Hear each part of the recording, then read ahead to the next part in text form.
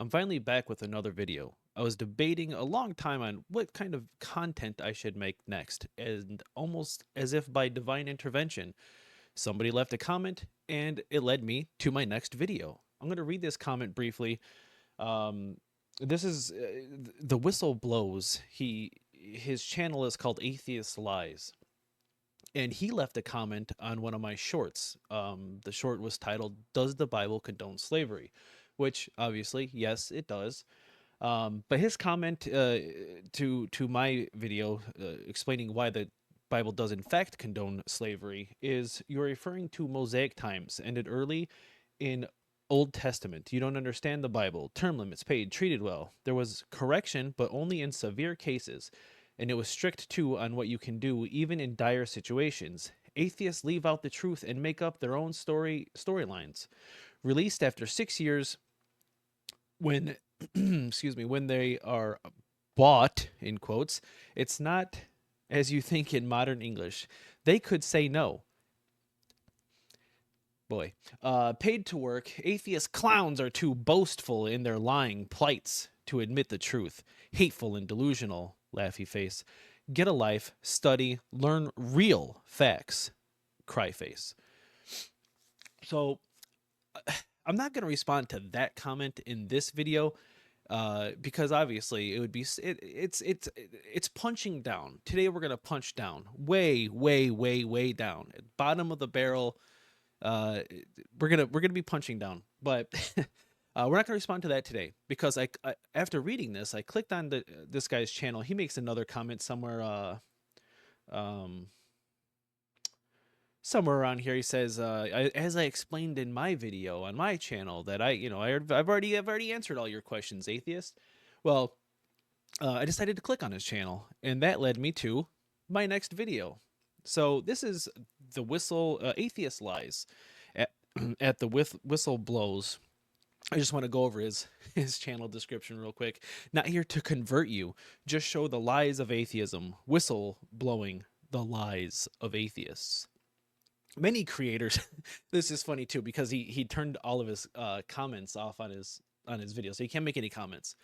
And instead of just leaving it at that, he feels the need that he has to explain why he turned his comments off, which is ridiculous. But here we go. Many creators hold or shut off comments to combat spam, hate, bullies, and trolls. I have little to no need for convo, just here to correct the lies. If you would like to argue, as that's all I get in the comments when they're gone: 1, wear a helmet. 2, get a counselor. 3, get a hobby. 4, stop the lies, then I will shush, lol. No lies, no vids, easy. People may unsub. Oh well, ta-ta. Oh hey, I never ask you to like/sub, leave a comment, leave if you want.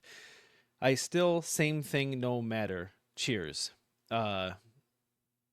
And it's just funny the grammar and the way this entire channel description flows, which I usually wouldn't poke fun. Everybody's different in their own ways. But if you're going to come onto my channel and tell about make comments, and there are a few, about how stupid atheists are and how dense we are, and we do learn how to read, learn how to, and then you write a sentence that says, "Oh hey, I never ask you to like, leave if you want. I still same thing no matter. Cheers." But here's what this was the selling point on why if I should punch down and cover this guy's content. Don't use my content ever. No one has permission, voice or video. Well, listen here, bucko. If you're going to come onto my channel and leave comments about how dumb and stupid I am, and then make reference to your channel and expect me not to use your content, you got another thing coming. So we're just, the first video is good enough. His latest video, I should say. And smashed. I have me not over the watched head. this. Doesn't mean you actually took a hammer out and smashed. I got about 40 seconds in, and I said, "Oh, this is perfect." So we're gonna rewind. We're gonna go full screen, and we're gonna dive right in. Let's talk about Deuteronomy 28. Right, I've said many times that back then things are different. But in this case, it's not happening just the way you might think. The Bible uses eulogies, it uses play on words, it uses I don't think you're using that word right. Eulogies. The Bible. Well, I'm sure there are eulogies in the Bible. That's not the right word to use. We're not gonna pick on you too much for that. Even though we should, based off of your comments, with all your, you know, based off of your comments, calling people stupid and they need to learn how to read, like I said before. But um, analogies is the word he's looking for. But let's keep going. uses analogies, There you it go. does Yeah. all kinds of things like that to teach a lesson. So it's kind of like saying to your teenager, um, "What you did to me hurt me so bad. It's as though as though you took a hammer out and smashed me over the head. It doesn't mean you actually took a hammer out and smashed me over the head. It's an Okay, so that's hyperbole, not analogy. Your teenager hurting your feelings is in no way analogous to taking a hammer and smashing it, smashing someone in the head. It's strike two. You're not good at what you do. Not saying that I'm the best, but I wouldn't go on somebody's channel and make fun of their content until now. Uh, and then put out content like this. I just wouldn't do it. It's hyperbolic. It's not a eulogy, that's for sure. And it's not very analogous. analogy to get a point across. So God was talking about in 28 of Deuteronomy about what he commands. And this is like Paul Copan. I have a feeling that this is where he's going with this, is Paul Copan's hyperbolic defense. He likes to say that, atheists will say that, there's genocide in the Bible because God said, go and kill them, totally obliterate them, wipe them out. And he's like, that's not what God meant. He's saying, it's hyperbolic. It's like a basketball game when a team beats another team, and the score was greatly different. It was 2-100, and you could say, wow, we really killed those guys, we totally obliterated those guys. Well, they didn't really kill them. It's hyperbolic speech, which is true, except when you apply that to war. When you say we totally killed those guys, the totally might be a bit hyperbolic, sure, I'll give you that. But what you're saying is we killed way more of their people than they did of ours. We totally killed those guys. We totally obliterated them. Now, totally, maybe there's some left over, but you get the point. It's the hyperbolic speech defense is not a good one, because when it applies to war, that still means that God commanded you to kill a lot of people, and you succeeded in that mission. But let's keep going. We'll see where it goes with it. He's talking about the consequences of not following the teachings of God. He was saying that there's great consequences for not following what I say. It's as though, like in 28:30. Okay, so let's bring up Deuteronomy 28 real quick. I like to use the NIV. I like to use Bible study tools. It's quick, it's easy. Deuteronomy 28. Let's bring it up. Okay, blessings for obedience. Okay, so the curses for disobedience. All right, this is what he's referring to. We'll keep going on his video for a bit. Which is used a lot by atheists. It's another one I ran across just recently. That What did he it says say? you'll have What did he one I talk ran about? across just recently. Is used a lot by atheists. It's another one I ran across just recently. God. He was saying that there's great consequences for not following what I say. It's as though, like in 28:30, which is a lot, is used. 28:30. Okay, 28:30. You will be pledged to be married to a woman, but another will take her and violate her. You will build a house, but you will not live in it. You will plant a vineyard, but you will not even begin to enjoy its fruits. That's pretty harsh. So that's what he's talking about. Used a lot by atheists. It's another one I ran across just recently. That it says you'll betroth a wife, you'll marry a wife, and another man will lay with her. That's a Not quite what it said. bad thing, right? You don't want somebody to have sex with your wife. You don't want someone to rape your wife. You don't want somebody to sleep with her. It's Generally speaking, unless you're God, he likes to he allows it. He allows it. an analogy. It's to get the point across. It's almost like if you got That's not that's not what an analogy is, and it's certainly not what a eulogy is. It's not even hyperbolic speech. It's just God telling you what's going to happen if it's curses for disobedience. This is a curse, not if it's not like saying if you hang out with the wrong crowd, you may go down the wrong path. If you hang out with drug addicts, you might become a drug addict. That's what may happen.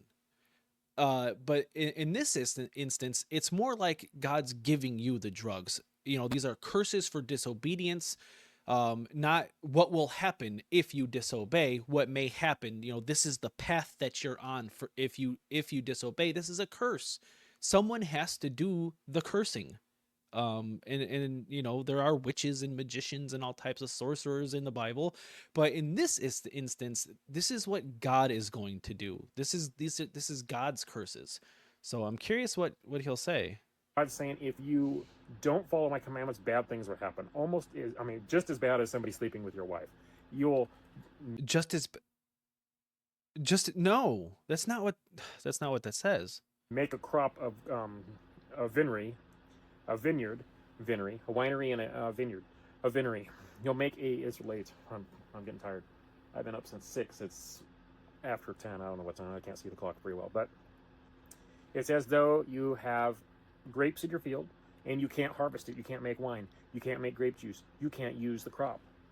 That would be devastating. You grow this crop up. You work hard, many hours to grow it up, and now you can't reap the harvest. Sure, but why can't you reap the harvest? That's the question. Why can the person who grew the grapes, who planted them, who has this vineyard, this vinery, I liked it. Why can't you use them? Because you disobeyed God and you are cursed by God. So yes, this is God. Okay, let's keep going. Harvest. It's an analogy saying this is what it would be like if you don't obey my commandments. This is what it would be like. So, okay, let me try to get this straight. Disobeying God, the creator of the universe, disobeying his commandments is as bad as not harvesting your grapes. Okay. The problem is with atheism is Yeah. atheists make up their own thing. They take one scripture, or one verse, the 30th verse of chapter 28 of Deuteronomy, and they run their own dialogue. Let's be clear. The entire chapter, the entire verse of Deuteronomy 28, it's all awful. You don't have to take just the one verse. The whole thing is absolutely abhorrent. Blah, blah, blah, blah, blah. Their own dialogue of what happened, what it means, and look how nasty that is. Look how nasty God is. God isn't nasty. He's telling... No, God is disgusting. God is absolutely abhorrent. He's a vile monster. A creature, if there ever was one. You what the consequences will be like. It's like this. It's like that. It's not saying that's what it will... It doesn't say anywhere disobedience will be like this. What does that even mean? Disobedience, it will be like. So what is it actually? If it's like not being able to harvest your grapes, what is it actually?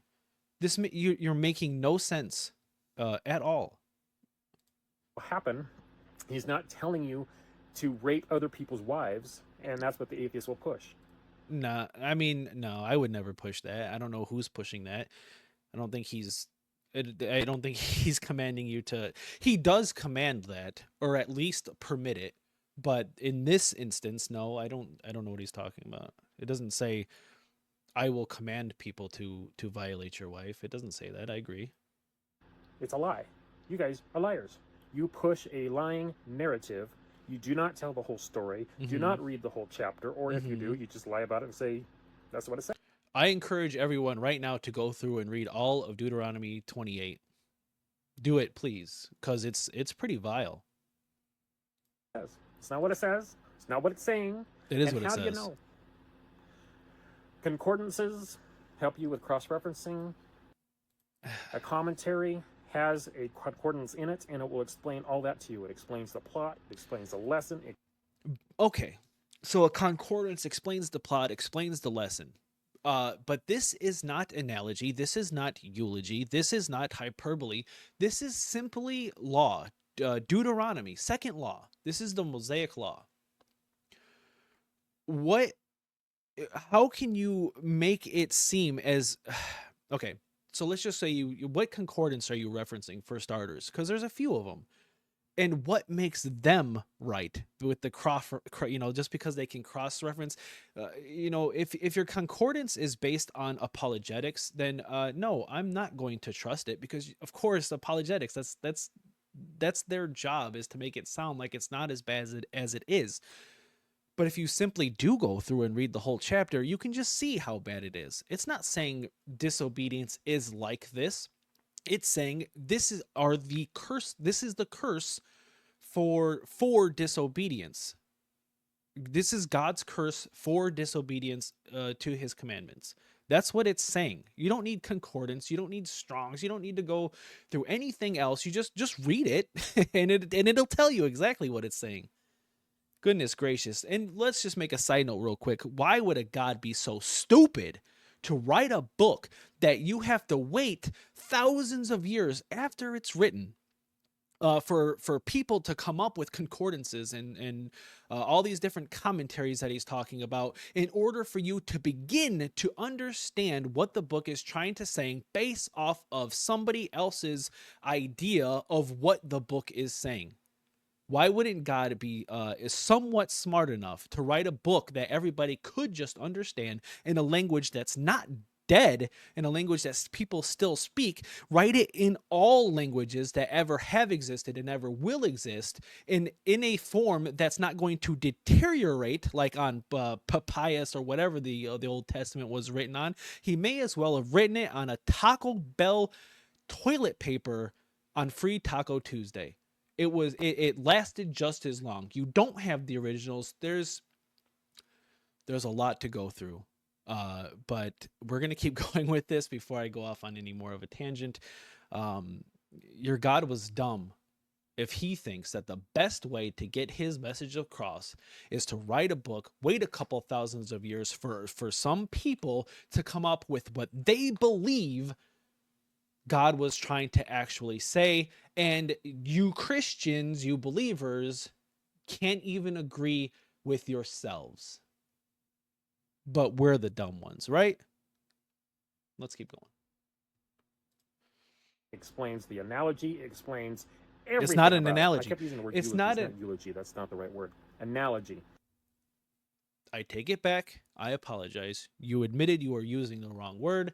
Ignore everything I said about it. You are correct. It's not a eulogy. I made fun of you a bit for that, but you corrected yourself, and I stand corrected. You're good. You're good on the eulogies. I don't know why. But even still, it's the wrong word, because Deuteronomy is not full of analogies. It's not saying it will be like this. It will be the feeling will be similar. Disobedience to God will feel like you can't harvest your grapes, will feel like you can't, like your wife was violated, which, even if this was analogous, that's still pretty horrible. But let's keep going. It's not analogy, it's law. Like I said, it's late and I've been up for many hours, and It's prescriptive. It is not descriptive. It is not describing what it will feel like. It is prescribing it's prescribing your medicine for disobedience to God. I know. But anyway, you need to use a book that helps you understand what. Why? Why would we need to use a book that helps us understand what God was trying to say? Why can't God just say it? Because if there is a God, if the Bible is true, I think he is saying it. I think he's saying it exactly how he meant it. And I think it's so disgusting, so abhorrent, so terrible that people like you have to make excuses as to why it doesn't seem as bad as God actually meant it. But let's keep going. what you're reading. The Bible's complicated. People say, no, you can read it cover to cover. It's so easy. It's like reading a novel. No. Nobody's ever said that once about the Bible. Christians don't even say that about the Bible. Your own apologists don't say that about the Bible. Nobody says, the Bible, it's an easy read. You can't get through the begats before you want to go meet your maker. Nobody says that. What are you talking about? Nobody's once ever said the Bible is an easy read. You can get through it cover to cover, no problem. Have you ever read a novel? Apparently not. Novels don't have... You're so smug with your comments turned off and your insults and your little jabs that you try to get in. And this is why I'm punching down. Your channel is bad. Your apologetics are bad. And you don't seem to be a very good Christian with your smug little comments. But I'm going to have some fun with it. We're going to do a lot of this guy's channel. We're going to punch way, way, way down.